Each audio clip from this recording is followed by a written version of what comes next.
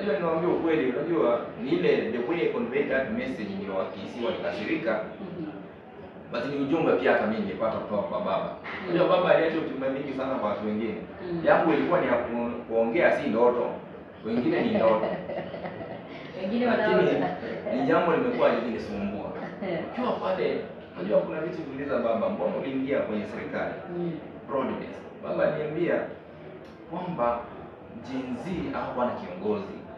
Mwenye angechukua power. Finally wangeangusha serikali ingechukuliwa na jeshi. Na jeshi wangechukua ingekuwa military state. Kurudisha kwa wananchi ingetukosti tena vita na bloodshed. Hata yeye mwenyewe ange lose it what he has fought for. Na ingekuwa ni dictatorship kind of a government where jeshi wanasema ni hivi. So you had to sacrifice everything for the sake of this nation. That's why they came together with the president wakaform broad-based government. Na wakati unakumbuka Matiang'i askari walienda kwake ashikwe, baba ndiye alimrescue na akamsaidia akamwambia wewe na US kwanza hii story tuone vile itaenda. Kisha baba na President Uhuru akakaa na President Ruto wakaanza hii maneno wakasema unajua sasa hizi mahali imefika, let's see how we move the country forward. Hata kama out of it, you know some of the things in Zimbabwe. So Matiang'i also negotiate kwa sababu Matiang'i when he was in interior CS zenyewe terrorist watu wengi. Hata President Ruto someone a close friend of mine aliniambia wakati alikuwa KC, Matiang'i intentionally alimwandikia message ya kumtusi. It's there. Record hata Matiang'i will come out ajidefend kama sio kweli. But I created an enmity when he was in interior.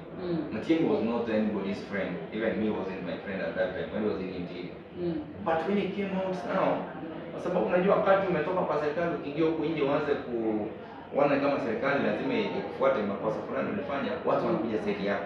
Unajua that's how Kenyans we are. Unaenda kwa ule mwenye na defend mtu hata kama alifanya mabaya, bado mtasimama na yeye. Sababu hapo peke yake sasa narudi. So ile roho Karandi Saga. Unajua hiyo kitu walikuwa shida. Hata nani aitwaje? Hata wakati Waititu walishikwa hii yake si ni corruption. Matiang'i pia alikuwa na kesi ilikuwa na mwandamo. But unajua politics is all about interest. Negotiated his interest. Na the only way wakati President Uhuru na Ruto walishikana. So walionekana State House kisha President akaenda kwa huko Chaweri. Na wakati alienda si mawaziri watatu wa President Uhuru waliappointiwa Mutahi Kagwe, William Kabogo na nani yule mwingine na Liki Nyanjui. Matiang'i pia alikuwa kwa hiyo list, lakini kwa sababu President Uhuru aliona umaarufu wake na hiyo backing, akamleta sasa, amemweka kwa kwamba atasimama president. Hiyo ndio ilianza atasimama president, kisha akamleta wapi? Deputy party leader wa Jubilee. But baba ile kitu aliambia ni kwamba wali protect na wali agree kwamba washikane waeke watu pamoja. Na watu waingie wapi? Broad based government.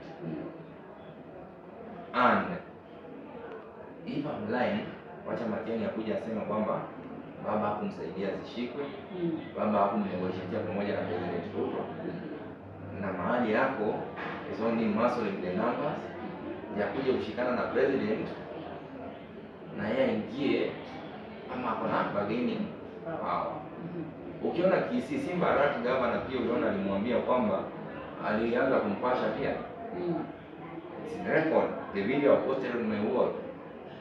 Nani alikuwa anatembea na yeye Honorable Manduku, Dr. Manduku.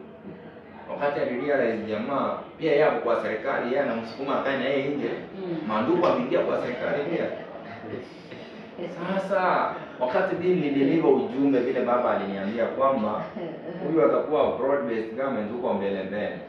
The way nilideliver hiyo message ndio kuingiana nao vizuri kwa sababu sikusema mahali ilitoka, lakini vile nilideliver sasa nina clarify wakisi waache kupiga a messenger. I'm only a messenger. A man of God is delivering the message. Ile nilipewa kwa sababu nisipopeana hii message imekuwa ikinisumbua hata silali. Inanipa sleepless nights, but sasa vile nilideliver kwa ile umati at least imefungua conversation na imetoka pia. Wafungue akili yao na network wao wafanye research, wajiulize mbona Rigiji alianza vita na Matiang'i, akamwambia wewe Matiang'i nini watu wanafikiria Rigiji alikuwa mjinga. Alijua jamaa hapa kwa opposition hapo tu kwa bima. Unaona? Lakini hapo wapi? Huko side nyingine. Hapo hii side nyingine. So unajua some of the things ni vitu ziko in black and white. Lakini shida ya Mkenya unajua ukishaingishwa box inakuwa ni vigumu kukubali the truth. But mimi na prepare psychologically ndio wasikuje kupata heartbreak. Kwa sababu wengine watapasua TV, wengine watapasua radio wakisikia kwamba wameshikana, wengine watafaint. But ukweli ni kwamba wakishashikana, obvious kama mlikuwa nyuma yake mtaingia wapi? Mtaingia wote. Cha muhimu ni watu wapate kazi. What do they say? If President Ruto and Matiang'i working together, being a spokesperson of the Gusii community, now not as a katibu, being a spokesperson of jamii ya Gusii Nairobi and diaspora, watu watapata opportunities in government. That's what we all want. Kwa sababu when you want to form a government, you want to form a government and get opportunities for people to get jobs. Sure.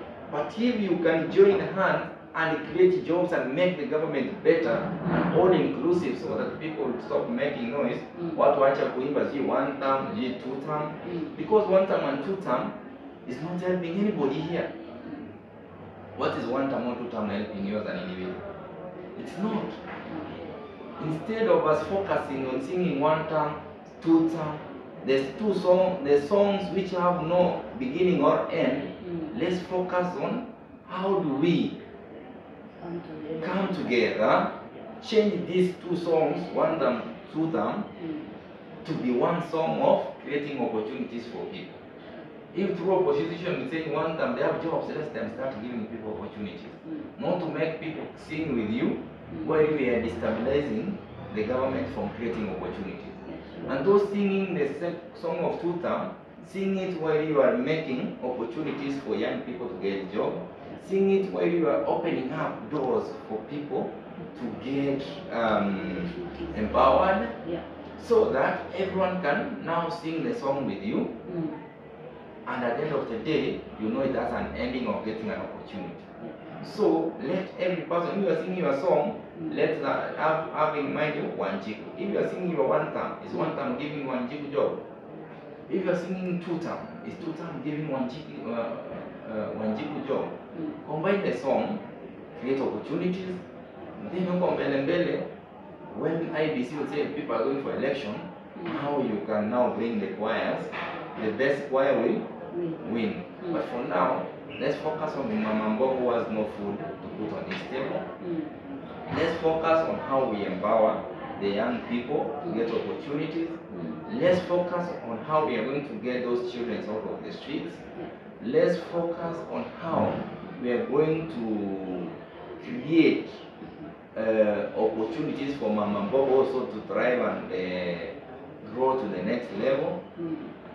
You see, by so doing, everyone will enjoy being a Kenyan and be proud to be a Kenyan.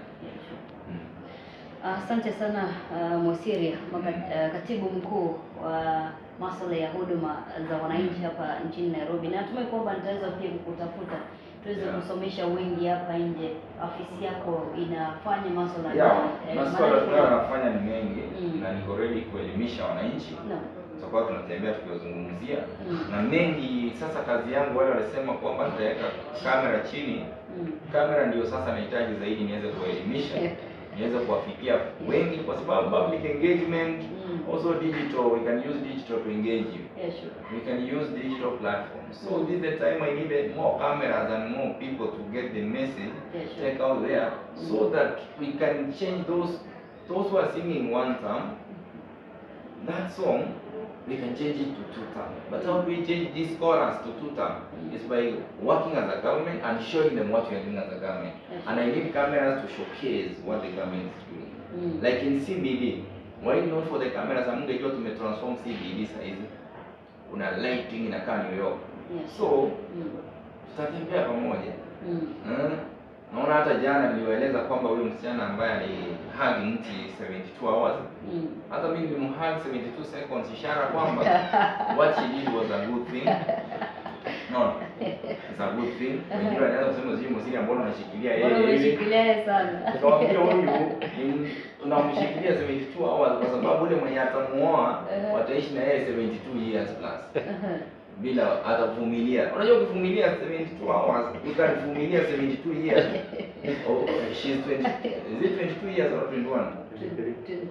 Around 22 years. Yeah. Plus 72 years atakuwa around 90 something. Yeye atavumilia ndogo. So pia tamsupport na miti 72 aweze kupanda in Nairobi, around Nairobi River. Na pia niliongea na marafiki zangu wa Sport on Vacations. Nasema watampatia trip to Masai Mara aende aone miti vile iko indigenous trees. Ndio akuje sasa kuipanda vizuri. You see? Yeah. It's a good thing. When you empower such young people. Sababu kuna mtu aliniuliza, huyo angekuwa Nairobi Mosiria angekuwa amefika huko achukue video na yeye akimwappreciate. Sasa alijileta Nairobi kutoka Nyeri na tumemwadopt kama watu wa Nairobi. Watu wa Nyeri sasa wajipanga, watu wanavumilia. Nairobi ndio wanavumilianga. Sasa ni Nairobi. Shamba la mawe. Shamba la mawe. Na hakuna mwenye alikuja na jembe. Sababu huko ni shamba la mawe. Ndio hivyo mpenzi mtazamaji, naitwa Geoffrey Mosiria, afisa mkuu wa masuala ya huduma za wananchi hapa Nairobi. Wanasema kwamba mdhaniaye ndiye si, lakini siku zote amekukumbusha kwamba vile Waswahili wanasema kwamba mtu ni utu na asiyekuwa na utu si mtu, ila si kila mtu ana utu. Hebu tafakari.